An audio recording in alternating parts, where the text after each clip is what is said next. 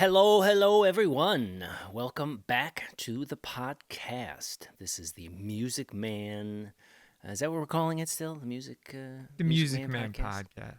All right. The Music Man podcast. You can stream it everywhere you stream your favorite podcasts.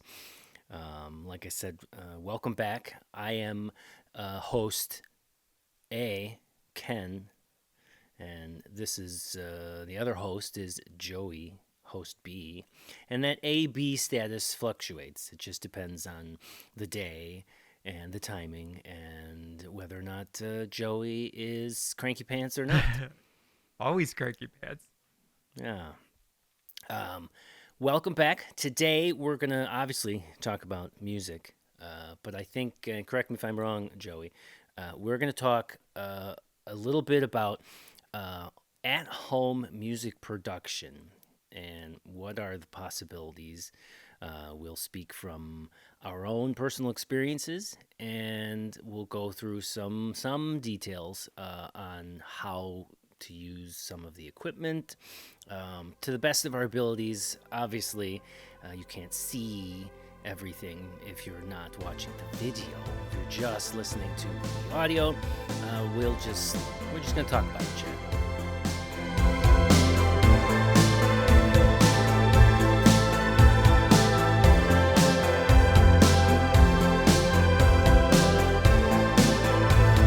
I don't have an entire bit prepared on my notes, but I have a good idea of where we should start with this. By all means, go for it. Um, so, listeners or someone who's new to home audio production, how do I start? What do I do? What do I use? Those are all reasonable questions, logical questions. Um, I know for a fact from my own experience, I have heard, first and foremost, one thing you can do is, let's say you have your voice and a guitar, or even some singular instrument or some instrument that you use in combination with your voice. I know of a number of professionals and even members of the music community, my own peers. Sometimes you can just take the voice memo function on your phone, and if you have an idea, you can click record some audio and capture an idea, make an audio note. I know for myself, a lot of times I'll be driving in my vehicle, and all of a sudden I have a lyrical idea or there's a melody, and I can take my phone and hit that voice memo app and record something and just either speak it in there or hums a couple bars that you have in mind. And uh, even if you don't use it for voice memo, sometimes you can actually just sit in a quiet room, tap the voice memo, and press record, and you can perform to your phone, and you can get a full recorded copy of your song like that. It's a little bit more rudimentary, and it's not as it's not the high level professional quality that you might get in a studio, but it is probably the easiest, most convenient, and cost effective option for recording something at home. And the beauty of that is you can record song by song. You screw it up, do it again. Um, to a certain extent, somebody listening might say, "Well, what if you mess up and you want to change a certain part?" Well, yeah, you can't just fix a small little piece in the memo. You'd have to redo the whole song. But wouldn't that make you better and better and better at playing your own song, because you'd have to redo it or redo it again, or just take it as it is. That's just the nature of your song, and it needs no correction because it's beautiful as it is. So that is my first, or I should say, our first coin tossed in the fountain of how can you produce music at home? Your voice memo app, you know? Yeah. Apple has one too. On I have an iPhone, and it's the same thing. I'll pull it out and just hit record and put on ideas, and I'll play them back when I want to hear them. Or like you said, driving in the car, you get like a melody in your head, and you just put it down. Yeah, It's yeah, amazing how many tools are available now for us to be able to do this type of stuff. All in absolutely, your absolutely. pocket. Yeah, well, and that's the beauty and the simplicity. Uh, and when I said cost effectiveness, it's cost effective because it's already on your phone. Everybody has a phone, Right. and it's what's neat about that too is you can go ahead and record. Let's say you sit in a quiet room, you record your song, and once it's done recording, you can email it to people. You can send it to your friends. You can send it to your parents. You can. It's almost a little bit of self distribution Yeah. uh, at the touch of your fingertips. Um, so Yeah, it I is. think that's. Go ahead. I think also with home recording on a budget too, like that's a good pinpoint to start at because it's the basic of basic to being able to record. Dave Grohl did a speech once and he talked about how when he was a kid, they had cassette recorders. Remember those ones that you put and you push it down Yeah. and you hit record and play at the same time and you could play. He was using it as like a 4 track because he'd have two of them going. So as he recorded the first part, he would record that. Then when he wanted to loop, he would loop that like just by pressing play. And then on the second one, he would hit record and play, and he'd have the 1 track picking up from that, and then he'd be like doing another thing on top of it. So he just kept doing that and like multi-tracking with using Wow. two cassette players. Again, would you want to release that to the world? That is up to you. But there is no excuse to why you cannot lay down ideas and record, even if they're just for Yes. your own purposes of getting better or learning, or if you do want to release it. There are so many bands that use simple methods and post it on Spotify and all these streaming services, and most people don't even know like that was a home basement recording, Yeah. Yeah. which is fascinating. Um, That's I've never heard that about Dave Grohl yeah, it recording. was really cool. Super super clever, and I mean to that story, like be like ingenuity will help you, like explore different possibilities. Like there's no wrong way or there's no right or wrong avenue to go ahead and record your stuff like that.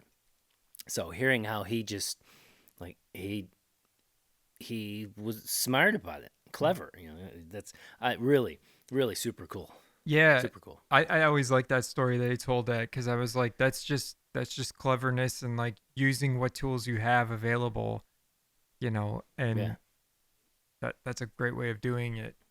Um, I do want to touch on too, which maybe this will segment into the next thing is like on a budget. So we did the simple method of like you can just use your cell phone, record straight into a simple audio app. Yeah. Granted, it might not be mic'd up, but you're picking up a microphone from a cell phone. So what's the next step that somebody could do that would be past that?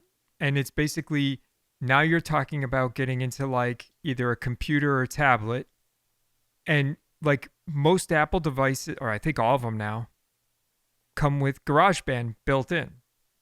Mm-hmm. What's GarageBand? Well, first off, like you have your digital audio workstation, which is basically Yes. like your computer, your tablet, like what, That, yeah, you that know, acronym you're going to hear it all the time. yeah, DAW. DAW.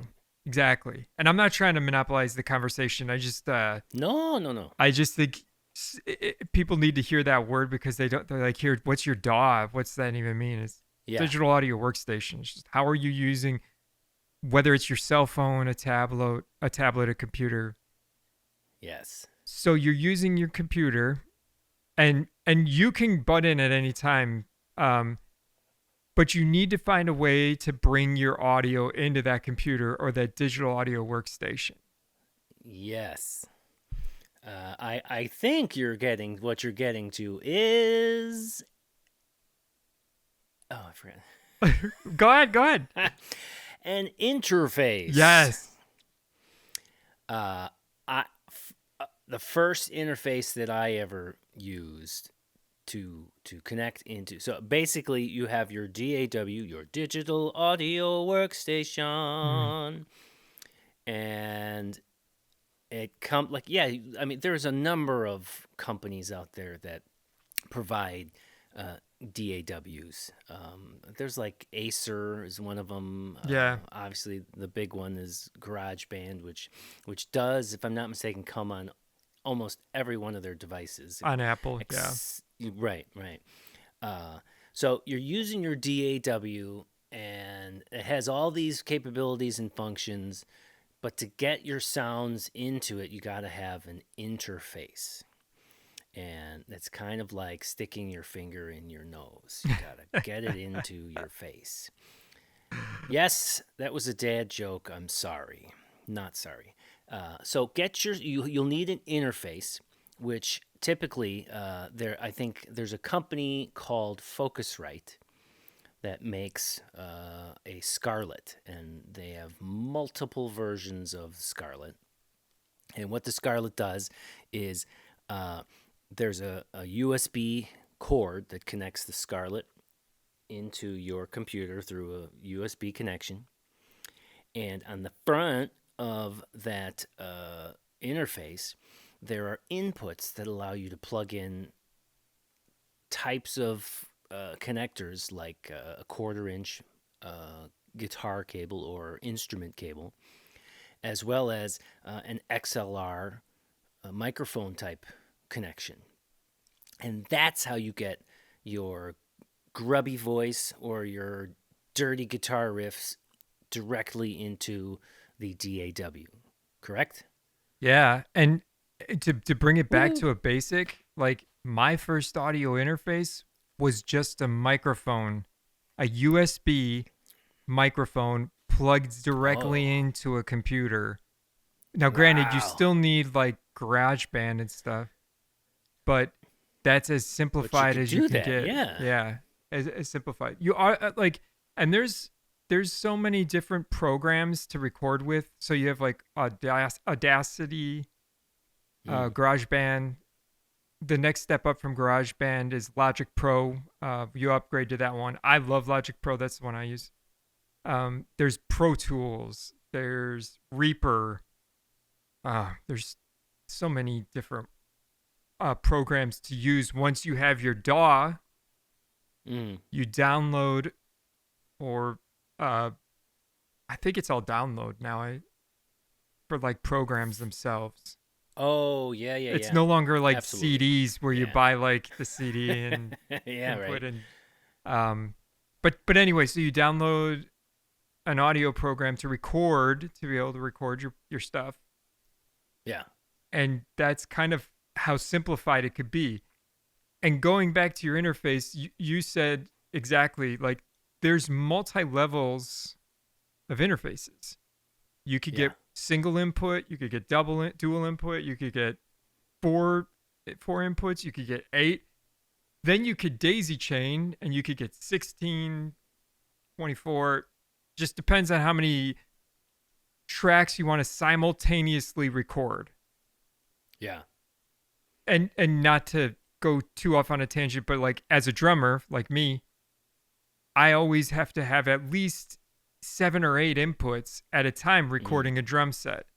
That's if you're doing like a real live drum kit. Yeah. But then there's always like MIDI, which is a whole nother aspect to make things simplified for recording as well. Yeah. Well, I went off on a tangent, I sorry. no, that's good. Tangents are good, man. Come on. Um, the whole so to go back and just sort of summarize what we're talking about here is, if you don't use something that if you don't use something uh, simpler or smaller like your cell phone app, or like Dave Grohl did the cassette players, like that's analog, that's old school. Yeah. That is big time. Like I remember one of the old bands that you and I were in. Mm-hmm.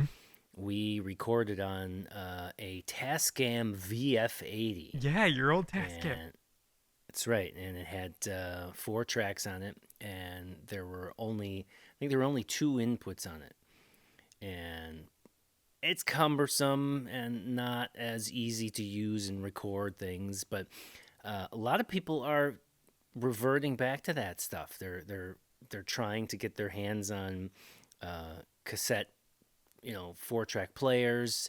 I've even heard there's a musician, Rhett Shull. He just recently acquired some old school. It looks like a beta tape machine, but it's reel to reel. This console. I think it's maybe like an 8-track or 12-track console that records directly to tape.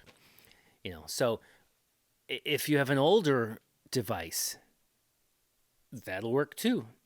But if you're not using, let's say, the voice app on your cell phone, the industry standard these days, the most easy to use and most accessible, actually, equipment to record your stuff is a DAW. And like Joey said, all you need is a digital microphone. Like you can get something like that at any music store. You don't have to spend a whole lot of money on it, and it plugs directly into your USB connection in the computer, and you can just sit right there in front of the microphone and sing and play your guitar or your bass or your tambourine or your rimba or whatever it is. All you need is one microphone. Or and even with that, you can record a whole band with just one microphone. If you're just doing Yeah, like recording of practices to hear songs, and you guys can reprocess what you're hearing, or there's so many ways just to use one microphone. yeah. Just Um, dangle it right in the middle of the room if you yeah, need to. just right in the middle.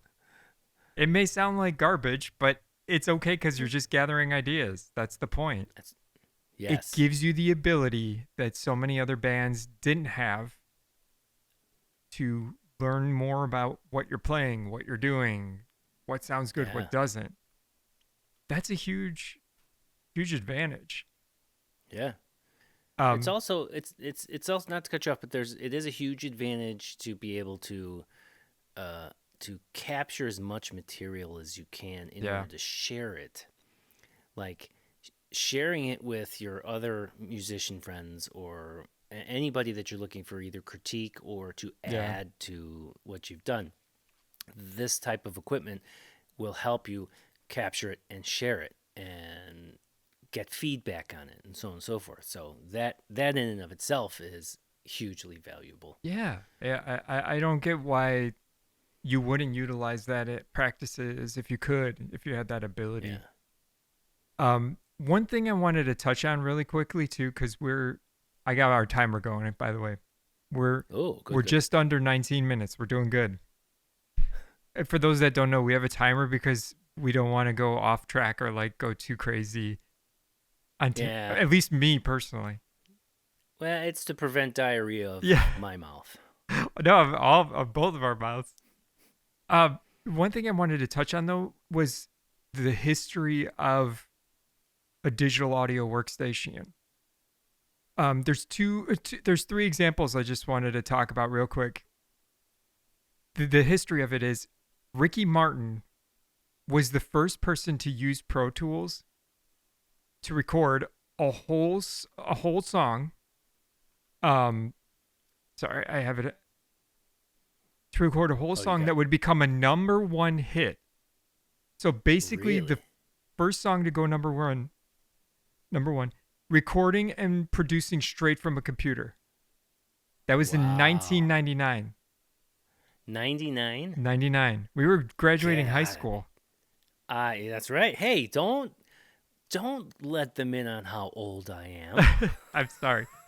We were still in our mother's wombs. Oh, yeah, yeah, yeah. Yeah. That's right. That's right. The second example was, which not a lot of people know this band, but they're a really good band. I like them a lot. Rainbow Kitten Surprise used their dorm room and a digital audio workstation to record their 2013 first EP, and they're pretty decently big band now. But that was their first EP they released. They just recorded it in their dorm room. Wow. And then the last one that I just want to touch on with like kind of like the ability of using DAWs and as a major artist. There's a Yeah. really excellent metal band called Periphery, and most of the guys don't even live in the same cities. They're like you and I, like they don't. They just send tracks through their digital audio workstation, like they record them on their digital audio workstations and they send them to each other. And they've produced multiple albums this way that are excellent. So for those that are like, well, it's not analog, it's not this, it's like that's in the eye of beholder. You know, Yeah. that's your opinion. But there are some fantastic writing and albums coming out just using your standard digital audio workstation at home. Bedroom musicians that are making some fantastic music. Anyway, I just wanted to touch on that because I think people need to hear that, you know. Yeah. Oh, yeah. Yeah. What I'm gathering is what you're saying is uh when you said it's in the eye of the beholder is I think that's the smarter way to say all of this, or I shouldn't say the smarter way to say it, to package up what basically do whatever you want. It doesn't matter Yeah. if it comes out sounding good to you. That's all that matters. You know what I mean? So, Yeah, 100%. um, ultimately, I think when it comes down to what you decide to use, uh, you can do these kinds of you can do DAW stuff on a budget. Very, I feel is a very budget conscious. You can also you can blow your budget right through the roof if you want to. Yeah. But the simple activity or the simple way to just capture your own music is that's really it in a nutshell. Correct. And like in a way, I don't want us to shorten our shorten our our conversation because well, hey, that's it. That's all you really need. It's it's not it's not that simple, but it kind of is. You just You got to you dive in get and your do it. right. So then it leads you into okay, well now you're learning what the DAW can do. You're learning a software program.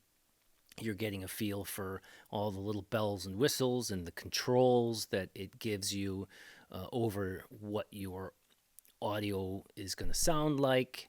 And then you can take it the next step where I chose to capture the live audio of my amplifier and I made a little enclosure and put the amplifier in the enclosure with two microphones and I ran the two microphones into the interface and then that's how I captured my guitar sound. So you can capture your songs and your music digitally, but you can capture them. You can capture things live if you want Yeah. using the digital software. So I'll kind of throw this to you, but there's kind of two ways that you do drums, correct? Yes. So you can do live drums, which we used to do, Yeah. which is a blast, Mm. but this goes back to one of our previous episodes of being like wearing multiple hats where you have to be a producer as well as a musician. And to anybody that doesn't understand that, those are two distinctly different job tasks that are extremely difficult, and doing both of those in combination is extremely difficult. Um, so we started as doing the drums live, but it just was hard to capture the same sound over and over again, especially when we spaced them out. Because I moved houses at that time, and Yeah. there was variations. So instead, I bought really good MIDI drum kit. And for those that don't know, a MIDI drum kit is just basically a drum kit you plug in with a USB cable. And those sounds come into the program, and the program, you're allowed to pick what you want them to sound like. To many people, they're like, well, that's cheating. You're not, no, I'm still playing. I still have to Yeah. learn the song, and I'm still doing it. And there are people that like program drums to do that. I don't. I want to be able to play what I'm doing. Um, but you then pick the sounds that select that and they sound consistently everything you want them to be every time, and they Yeah. sound professionally. Hmm. Um, I think that's a good word you threw in there, professional. These DAWs and the way you can manage your audio that you capture is more than just like it is. You can sound professional. Um, a musician artist that I like to follow, Sarah Shook of Sarah Shook and the Disarmers. She did a side project called Mightmare, and she produced and recorded everything using GarageBand, and that basically the GarageBand files are the album.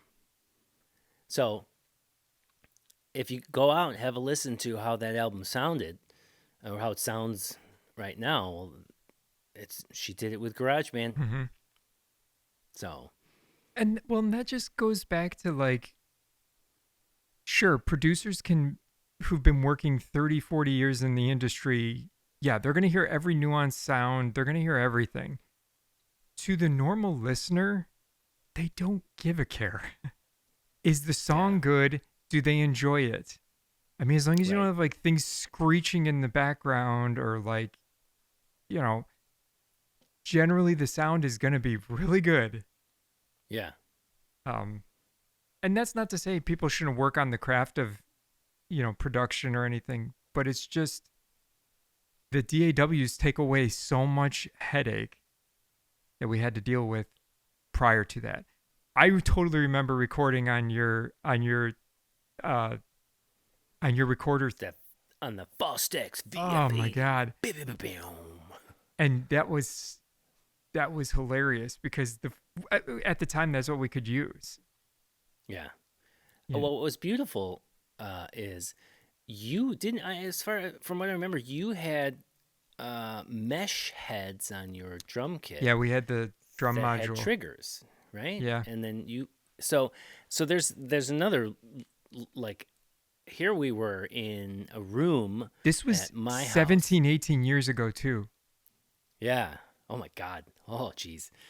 But we were in a room at my house. Yeah. It was probably no bigger than like 15 by 15. It was a small room, Yeah. and we had four sweaty guys passing gas. Yeah. Just it was something to behold. Joey had his kit, like you had your kit, and the beauty of it is we were able to plug directly into one channel of the Fostex, and you had another channel on your module that allowed us to plug it into an amplifier so we Mm-hmm. could hear you in the room. And I, to this day, I remember hearing someone had said to us, "Wow, where did you guys record that? You guys sounded great."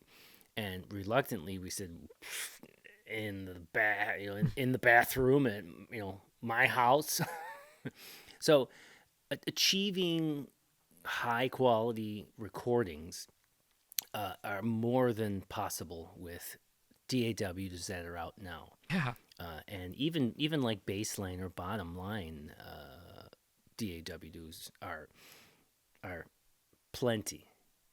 And I, just to piggyback off that, plugins are amazing.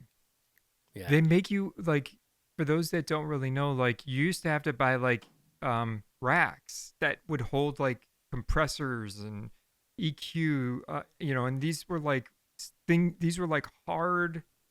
They look like interfaces, and you'd have to plug your guitars in into them and get the right and they'd all be daisy chain. Completely eliminates that, and they still yeah, sound good. yep, So plugins are another thing that I'm like, I love plugins, but there's a lot of purists out there that are, anti that. It's like that's fine. It's just makes it easier. yeah. And if you wanted to go even further with that whole idea, like the old rack units had, it was almost like they were old school stereo units. Like there's this big, like, looks like the size of a dictionary. Does anybody remember a dictionary? Like there were large components, and now you have plugins, and now you have musicians like John Mayer, who oftentimes will just show up with his Line 6 pod Yeah, or a module that has all of the tones or sounds that he wants in it. And he doesn't even bring an amplifier. They just plug his module directly into the sound system, and the sound system in the venue just plays it live like that. So, what's the point of that? Well, you can achieve audio sound, capturing audio sound in all kinds of ways, and you don't need to have a whole massive studio of equipment in order to do it. Um, I think now there may still be some small options offered through uh, music stores there are some pieces of equipment that you can record, like on, it's almost like tape recorder size.